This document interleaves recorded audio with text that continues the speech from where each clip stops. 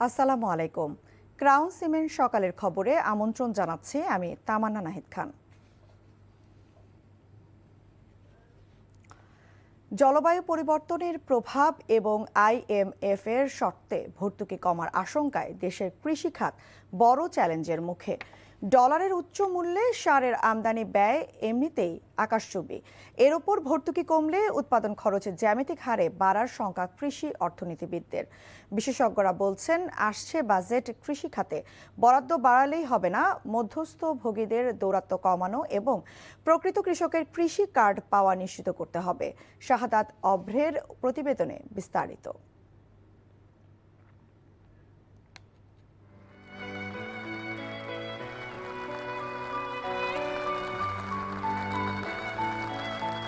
কিভাবে চলবো কিবা খাইমো ঋণ করে গৃহস্থ করছি। এ কৃষকের অশ্রুসিক্ত চোখ যেন বাংলাদেশের প্রতিচ্ছবি। মাথার ঘাম পায়ে ফেলে যে কৃষকেরা প্রতিটি ঘরে অন্ন পৌঁছে দেন, তাদের বোরো ধানের গোলা আজ খালি। হাওড় অঞ্চলে বন্যায় ফসলের ব্যাপক ক্ষতির সাথে যোগ হয়েছে মূল্যস্ফীতি আর জ্বালানির দাম বৃদ্ধি। আসছে বাজেটে আইএমএফের ঋণের শর্তে কৃষিখাতে ভর্তুকি কমার আশঙ্কায় দেশের 40% মানুষের কপালে আজ চিন্তার ভাঁজ। পরিসংখ্যান বলছে 2011-12 অর্থ বছরের তুলনায় 1.5 দশকের ব্যবধানে বাজেটের আকার 4.83 গুণ বেড়েছে। সে তুলনায় কৃষি বাজেট বেড়েছে মাত্র 3.69 গুণ। যে হারে মোট বাজেট বেড়েছে সে হারে বাড়েনি কৃষিতে বরাদ্দ আর ভর্তুকি। কৃষি অর্থনীতিবিদদের মতে কৃষি খাতে মোট বাজেটের কমপক্ষে 10% বরাদ্দ নিশ্চিত করা জরুরি। আমাদের কৃষি খাতে যতটুকু প্রয়োজন, তো সেটার তুলনায় আসলে 20,000 কোটি টাকা কিছুই নয়। সুতরাং আমাদের ভর্তুকি লাগবে। কৃষককে যদি আমরা সারের উপর থেকে ভর্তুকি তুলে নেই, তাহলে কৃষকের উপরে একটা চাপ পড়বে।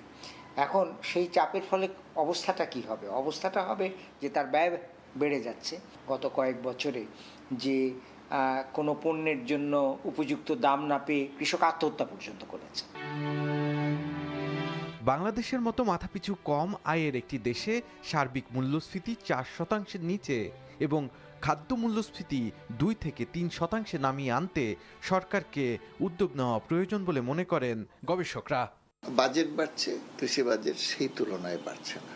অপেক্ষাকৃত অবহেলিত আমাদের কৃষি খাত, বিশেষ করে বাজেট বন্টনের দিক থেকে।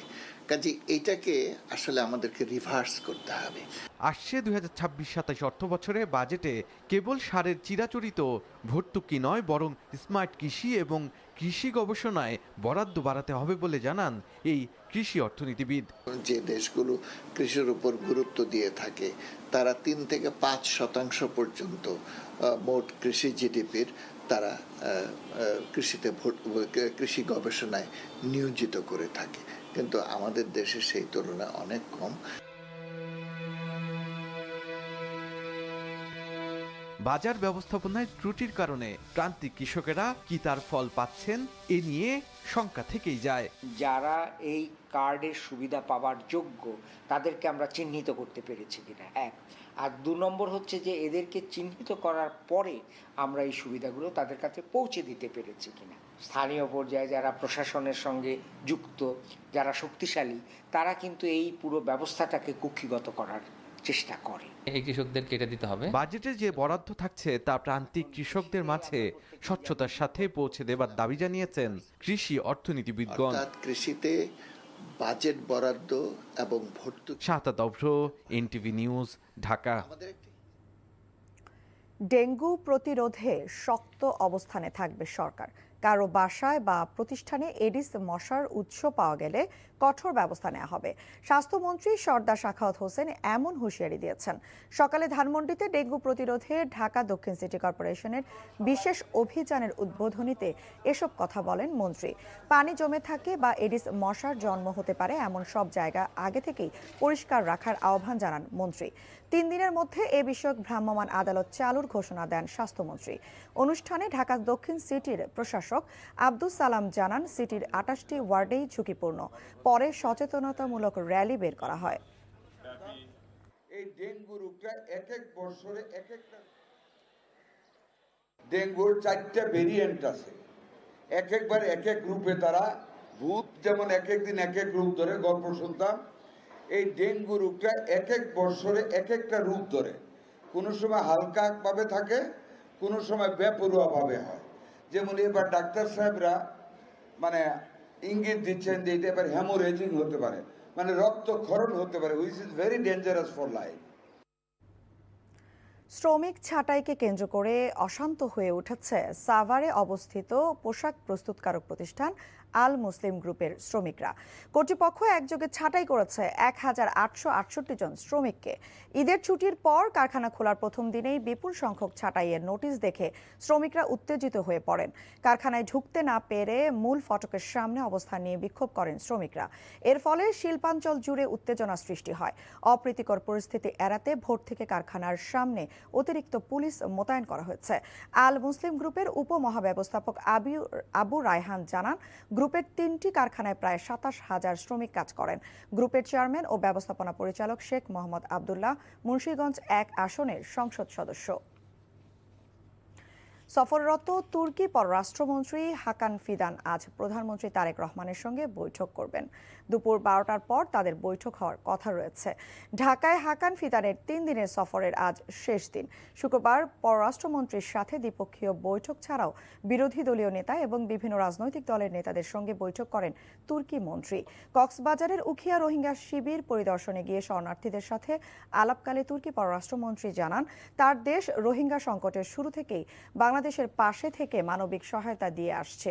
তিনি আশা প্রকাশ করেন, আন্তর্জাতিক সম্প্রদায়ের সহযোগিতায় রোহিঙ্গারা তাদের নাগরিকত্বের মর্যাদা নিয়ে তাদের দেশ মিয়ানমারে ফিরে যাবেন।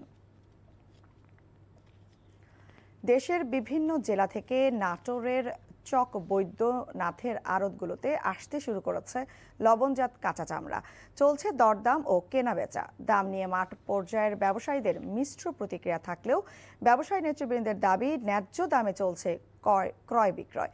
লক্ষ্য পূরণেও আশাবাদী তারা। নাটোর থেকে হালিম খানের পাঠানো রিপোর্ট। কুরবানির ঈদের সপ্তাহ পেরোতেই সরগরম নাটোরের চক বৈদ্যনাথ চামড়া মার্কেট। দেশের দ্বিতীয় বৃহত্তম কাঁচা চামড়ার এই মোকামে আসতে শুরু করেছে বিভিন্ন জেলার লবণজাত কাঁচা চামড়া। ব্যবসায়ীদের গুদাম ও আড়ত ছাপিয়ে চামড়ার স্তূপ জমেছে বারান্দায়। কেনাবেচা শুরু হলেও ট্যানারি মালিকদের প্রতিনিধিরা পুরোদমে আসতে শুরু করেন এই মার্কেটে। ব্যবসায়ী নেতারা জানান, ঈদের দিন থেকে এখন পর্যন্ত নাটোরের মার্কেটে ন্যায্য দামে প্রায় 3 লাখ পিস চামড়া কেনাবেচা হয়েছে। খুব দ্রুতই বেচা কিনা হচ্ছে। আশা করি আগামীতে আমাদের একটা লক্ষ্যমাত্রা আছে, এক মাস ব্যাপী এই হাটটা চলে, এর মধ্যে 10 থেকে 12 লক্ষ পিস গরু এবং ছাগল আমদানি হবে, এইরকম একটা আমরা প্রত্যাশা করেছি এবং মনে করতেছি আমদানি দেখে মনে হচ্ছে আমাদের এই প্রত্যাশা পূরণ হবে এবং আগামীতে ট্যানারি মালিকরা আসবেন, তো বেচা কিনা আরও জোরালোভাবে হবে। তবে বিভিন্ন জেলা থেকে চামড়া নিয়ে আসা ব্যবসায়ীরা দাম নিয়ে মিশ্র প্রতিক্রিয়া জানিয়েছেন। 2-3টা কোয়ালিটি, তো দাম বলছে 1000, 1050 ভালোটা, আর দুহাসলা যেটা বলা হয় এটা দাম বলছে হলো 500, 550, 600। তো এরকম দামে বেচলে আমরা লোকসানে করব। মার্কেটে যেমন ভাব দেখতেছি হয়তো কেনা বেচা হবে। লবণ করা মাল আমাদের হচ্ছে, এই যখন মালগুলো আনলোড হলে লাট হবে তখন হলো কোম্পানি আসতে পারে, তখন হলো বিক্রি করার সিদ্ধান্ত নেওয়ার। বাজারে চাহিদা একটু ভালো আছে বলে এই মাত্র শুনলাম, তো আমরা এই মাত্র নিয়ে আসলাম। গাড়িতে আছে, এখনো চামড়া নামানো হয়নি। বিক্রি করার জন্য আমরা সম্পূর্ণ প্রস্তুতি নিয়েছি, দামে হলে বিক্রি করব। 1.5 মাস ব্যাপী চামড়া সংগ্রহ কার্যক্রমে লক্ষ্য পূরণ করতে পারবেন বলে আশা ব্যবসায়ীদের। NTV news desk. সকালের খবর এইটুকুই। এই খবরের ভিডিও সহ আপডেট জানতে ভিজিট করুন এনটিভি অনলাইন www.ntvbd.com। এছাড়াও এনটিভি জনপ্রিয় সব অনুষ্ঠান ও খবরের আপডেট জানতে ভিজিট করুন আমাদের ইউটিউব ও ভেরিফাইড ফেসবুক পেজ। 12টায় মধ্যাহ্নের খবর দেখার আমন্ত্রণ রইল। ধন্যবাদ সবাইকে।